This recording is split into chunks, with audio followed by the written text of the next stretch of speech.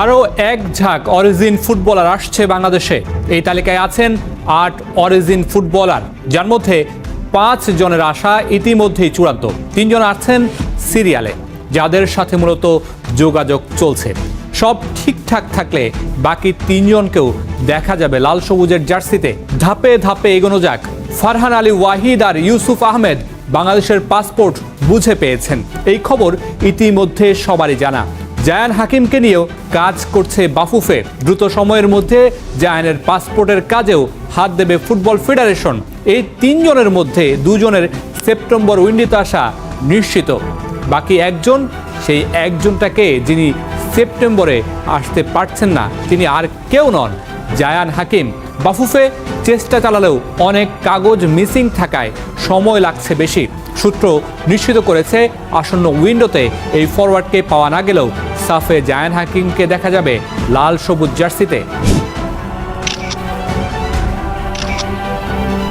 চলুন পরের 2 ফুটবলারে যাওয়া যাক। এশিয়া থেকে একজন ফুটবলার আসছেন, সেটা আগেই জানিয়েছিল স্টার প্লে।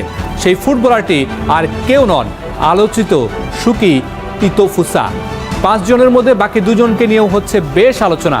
বাফুফে থেকে নিশ্চিত না করলেও সূত্র বলছে সেপ্টেম্বরে আসার সম্ভাবনা রয়েছে সুকি ইতোফুসার। জাপানে জন্ম নেওয়া ইতোফুসার বাবা বাংলাদেশি। বাংলাদেশের হয়ে খেলতে জাপানের পাসপোর্ট ছাড়তেও রাজি আছেন এই ফুটবলার। মূলত তার বাবার আগ্রহেই সুকিকে বাংলাদেশের হয়ে খেলতে বেশি আগ্রহী করে তুলেছে। লেফট উইঙ্গার হিসেবে খেললেও মিডফিল্ডেও খেলার অভিজ্ঞতা আছে এই অরিজিন ফুটবলারের। জোর গুঞ্জন শোনা যাচ্ছে ইউনাইটেড স্টেটসের সাইফ কেরওয়ালাকে নিয়ে, তবে তার বিষয়ে বাফুফে সূত্র থেকে এখনো পর্যন্ত নিশ্চিত তথ্য পাওয়া যায়নি। এছাড়াও বাংলাদেশের হয়ে খেলার আলোচনায় আছেন নরওয়ের আলমাস আলী সম্রাট ও ইংল্যান্ডের লুই ওয়াটসন। তবে লুই ওয়াটসন এখনো পর্যন্ত বাফুফে থেকে দেয়া মেসেজের উত্তর দেননি। তার পজিটিভ উত্তর পেলেই তাকে নিয়ে কাজ শুরু করবে ফুটবল ফেডারেশন। আরেকটা নাম ট্রেভর ইসলামকে নিয়ে অনেক বেশি আলোচনা হলেও সেপ্টেম্বর উইন্ডোতে তার আসার কোনো সুযোগ নেই। সাফে তাকে পাওয়া নিয়েও কোনো আপডেট নেই এখনো পর্যন্ত। তবে ট্রেভর 2027 সালের শুরুর দিক থেকে বাংলাদেশের হয়ে খেলার জন্য অ্যাভেলেবল থাকবেন। সামনে বাংলাদেশ আসিয়ান খেলবে নাকি 4 জাতীয় টুর্নামেন্ট, সেটি এখনও নিশ্চিত নয়। তবে বাংলাদেশ যেটি খেলবে সেখানে জায়ান হাকিমকে পাওয়া হচ্ছে না, সেটা একেবারে নিশ্চিত।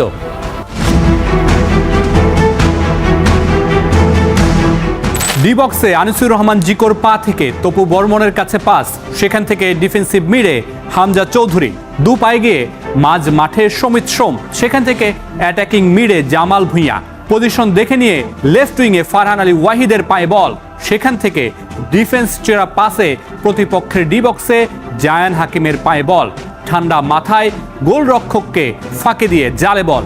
বাংলাদেশের লিড 1-0। এরকম একটা ড্রিম গোল আপনি কল্পনা করতেই পারেন। সেটির জন্য আপনার একটা ড্রিম টিমও প্রয়োজন। চলুন সেই ড্রিম টিমটা বানানো যাক। ডিফেন্সে অভিজ্ঞ তারিক কাজী, শারীরিক সক্ষমতা, গতি এবং রক্ষণ সামলানোর পাশাপাশি আক্রমণে ওঠার সক্ষমতাও আছে তার। সেন্টার ব্যাকে তপু বর্মনের সাথে শাকিল আহাদ তপু, আর বাম প্রান্তে অরিজিন ফুটবলার জায়ান আহমেদ। যুক্তরাষ্ট্রে বেড়ে ওঠা এই ফুটবলার ইতিমধ্যেই বাংলাদেশের সিনিয়র দলে খেলেছেন। ফলে জায়ান এখন আর শুধু সম্ভাবনা নন, বাংলাদেশের ভবিষ্যৎ রক্ষণ ভাগের গুরুত্বপূর্ণ সম্পদ। শুধু তাই নয়, ওভারল্যাপ করে উপরে ওঠার যোগ্যতাও আছে তার। মাঝ মাঠ হতে পারে ড্রিম টিমের সবচেয়ে বড় শক্তির জায়গা। ডিফেন্সিভ মিডফিল্ডে থাকবেন হামজা চৌধুরী, প্রেসিং, ট্যাকল, বল পুনরুদ্ধার এবং প্রতিপক্ষের আক্রমণ ভেঙে দেওয়ার দায়িত্ব থাকবে তার উপর। আর তার সাথে জুটি বেঁধে মাঝ মাঠে দখল রাখবেন জামাল ভুঁইয়া ও সমিত সোম। জামালের অভিজ্ঞতা, নেতৃত্ব এবং বল বিতরণের ক্ষমতা, সেই সাথে সমিতের কানাডার অভিজ্ঞতা মাঝ মাঠকে করবে আরও শক্তিশালী। ড্রিম টিমে আক্রমণ ভাগ নিয়ে স্বপ্ন দেখার শুরু। বাংলাদেশ দলের সবচেয়ে বড় দুর্বলতার জায়গা আক্রমণ ভাগ, তবে ভবিষ্যতে এটিই হতে পারে সবচেয়ে শক্তির জায়গা। ফারহান আলী ওয়াহিদ ফুলহ্যামের একাডেমি হয়ে মূল দলের প্রাক বাছাইয়েও খেলেছেন। বর্তমানে বোরহামউডের হয়ে শুরুর একাদশের সুযোগ পেয়ে গোল করেছেন, করিয়েছেন, সাথে দুর্দান্ত ড্রিবলিংয়ে মন জয় করেছেন। সেন্টার ফরওয়ার্ডে জায়ান হাকিম। ইংল্যান্ডে বেড়ে ওঠা এই স্ট্রাইকার নটিংহ্যাম ফরেস্ট ও ম্যানসফিল্ড টাউনে যুব কাঠামোয় খেলেছেন। প্রায় 6 ফুট 1 ইঞ্চি উচ্চতার জায়ান্ট, শারীরিকভাবে শক্তিশালী এবং বক্সের ভেতরে কার্যকর একজন ফরওয়ার্ড। আর রাইট উইংয়ে রাকিব হোসেনের গতি আর ক্রস বাংলাদেশের আক্রমণ ভাগের ধার আরও বাড়াবে। সেরা একাদশ তো পাওয়া গেল, কিন্তু সাইড বেঞ্চের কি অবস্থা? শক্তিশালী দলের জন্য শক্তিশালী সাইড বেঞ্চ খুবই গুরুত্বপূর্ণ। সাইড বেঞ্চে আনিসুর রহমান জিকোর বদলি হিসেবে থাকবেন মিতুল মার্মা।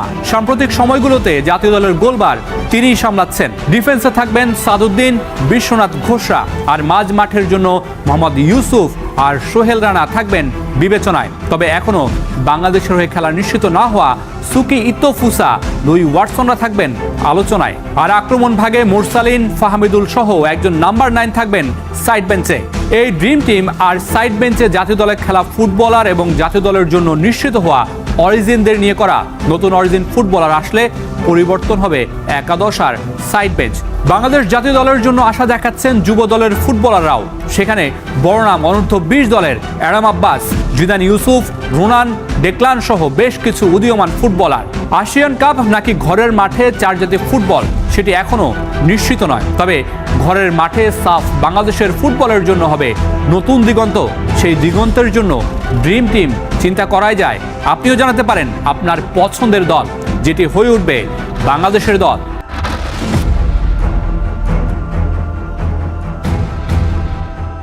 2030 সালে না হলেও 2034 সালে বিশ্বকাপ খেলবে বাংলাদেশ। লাল সবুজের সামনে সেই রোড ম্যাপ তৈরিই আছে। বাংলাদেশকে শুধু ফলো করতে হবে। বাংলাদেশের জন্য বড় অনুপ্রেরণা হতে পারে কাবো ভার্দে। বাংলাদেশ ফুটবল দলের বর্তমান র্যাঙ্কিং 181। যে কাবো ভার্দেকে অনুসরণের কথা বলছি, 2000 সালে তাদের র্যাঙ্কিং ছিল 182। সেখান থেকে কাবো ভার্দের বিশ্বকাপে জায়গা করে নিতে লেগেছে 26 বছর। তাহলে কি বাংলাদেশেরও এতটা সময় লাগবে?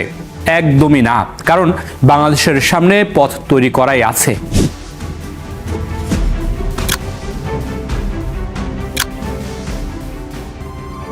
বাংলাদেশের এত সময় কেন লাগবে না তার আরেকটা উদাহরণ হতে পারে নিউজিল্যান্ড। সবশেষ বিশ্বকাপে 85 র্যাঙ্কিং নিয়ে বিশ্বকাপ খেলেছিল তারা। তার থেকেও কম র্যাঙ্কিং নিয়ে এই মঞ্চে খেলার ইতিহাস আছে। উত্তর কোরিয়া 105 র্যাঙ্কিংয়ের দল হয়েও বিশ্বকাপে জায়গা করে নিয়েছিল 2010 সালে। এবার আসা যাক 8 বছরে কিভাবে বাংলাদেশ বিশ্বকাপের মঞ্চে জায়গা করে নিবে। দুটি পথ বাংলাদেশকে বেছে নিতে হবে, যার একটি বাংলাদেশ ইতিমধ্যে বেছে নিয়েছে। কাবো ভার্দে 26 বছর নয়, বরং মাত্র 10 বছরের পরিকল্পনায় বিশ্বকাপে জায়গা করে নেয়। 2010 সালের পরে তারা মূলত ডায়াসপোরা ফুটবলারদের খুঁজে বের করতে শুরু করে।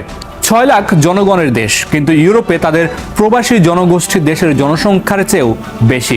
পর্তুগাল, ফ্রান্স, নেদারল্যান্ডস, বেলজিয়াম ও আয়ারল্যান্ডে জন্ম নেওয়া কাবো ভার্দীয় বংশোদ্ভূত ফুটবলারদের জাতীয় দলে ভেড়ায়। অনেকেই ইউরোপের একাডেমিতে বেড়ে ওঠায় তারা আন্তর্জাতিক মানের প্রশিক্ষণ পেয়েছিলেন। 2013 সালের পর থেকে কাবো ভার্দের ফুটবলে আসে টার্নিং পয়েন্ট। আফকন কাপে নিজেদের শক্তিমত্তার জানান দিয়ে আসা শুরু করে তাদের ফুটবলের সোনালী অধ্যায়। বাংলাদেশ ইতিমধ্যেই এই পথে হাঁটছে।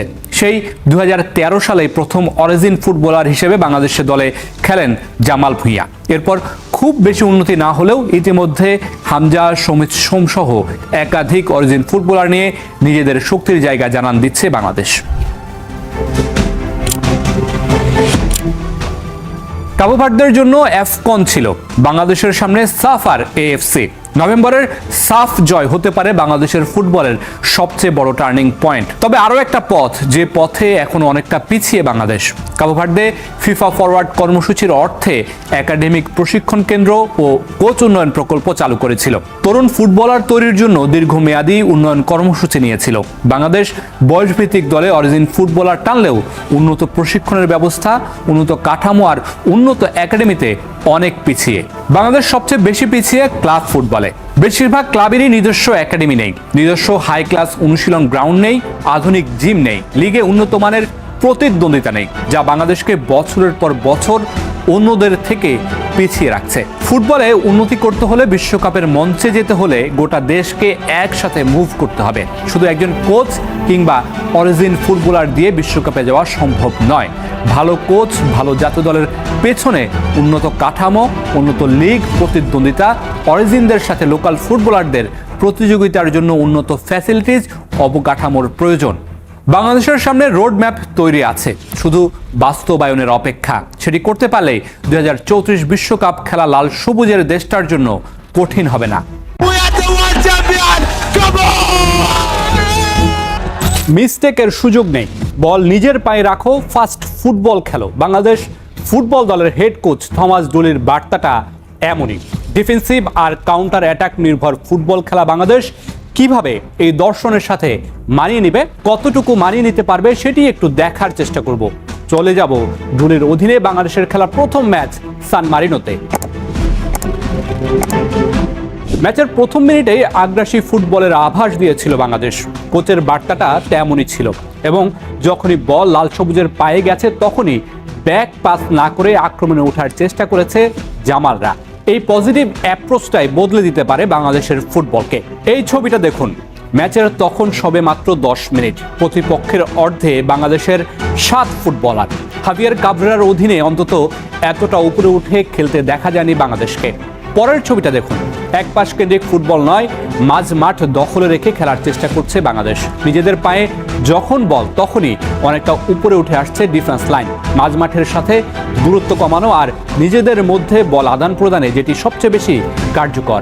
পরের ছবিটাতে প্রতিপক্ষের ডিবক্স ঘিরে বাংলাদেশের 7 ফুটবলার, ডিবক্সের মধ্যে 3 জন ফুটবলার। একটা সময় ছিল উইং থেকে ক্রস আসতো বা বক্সে দেওয়ার জন্য ফুটবলার খোঁজা হতো, কিন্তু ডি বক্সের মধ্যে সাপোর্ট খুঁজে পাওয়া যেত না।